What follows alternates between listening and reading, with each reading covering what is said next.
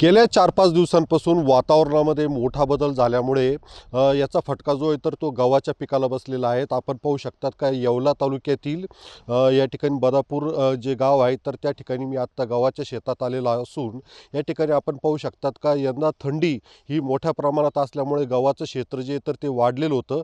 मात्र जो काही काल संध्याकाळी पाऊस आणि वादळ जे आलं तर त्याच्यामध्ये अक्षरशः 2 एकर हे गव्हाचं पीक जे आहे तर ते भुईसपाट झालेलं आहे आणि या शेतकऱ्याचं जे तर ते मोठं नुकसान झालेलं आहे आणि त्याच्यामध्ये आता धुकं आणि दवबिंदू पडत असल्यामुळे हे गव्हाचं पीक जे तर ते संपूर्ण वाया जाणार आहेत. आपल्यासोबत बोलण्यासाठी या ठिकाणी शेतकरी आहेत.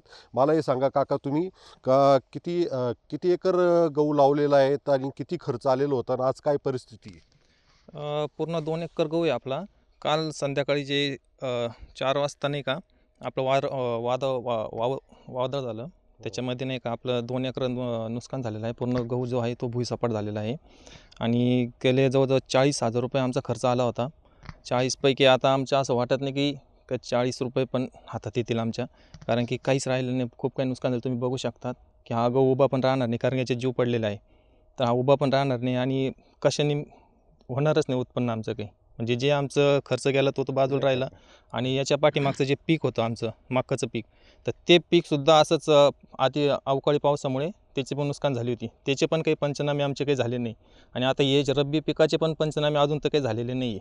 काल आम्ही तसं इन्फॉर्म केलेलं आहे, पण अजून तरी कोणी काही आलेलं नाही आहे. आता ह्या रब्बी पिकाच्या पंचनामे होऊन जी काही नुकसान भरपाई होईल ती आम्हाला द्यावी, एवढीच आमची इच्छा आहे. आता काका, एकंदरीत 2 एकर गव्हाचं पीक जे आहे तर ते आता भुईसपाट झालेलं आहे. कोणकोणत्या पिकाला याचा फटका बसला काय सांगा?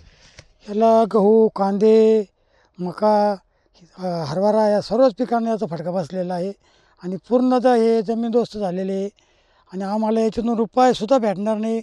आता आम्ही जगायचं कसं काय आणि आमची उपजीविका करायची कशी काय आणि हे पोरं शाळेचा खर्च याचा करायचा कसं काय, याच्यावरच आमचं भवितव्य अवलंबून होतं. आणि आता हे सगळं निसर्गाने हेलवून नेलेलं आहे. आता आम्हाला काय करावं हेच आमची हे आहे. त्यासाठी सरकारने काहीतरी आमच्यासाठी लवकरात लवकर भरपाईचं नियोजन करावं हीच आमची अपेक्षा आहे.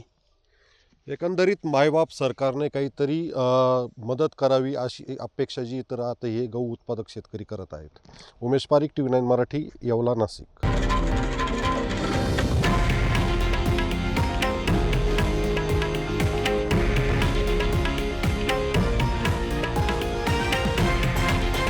हे आहे देशातील नंबर 1 न्यूज नेटवर्क आणि आपण पाहत आहात TV9 मराठी, एकमेव.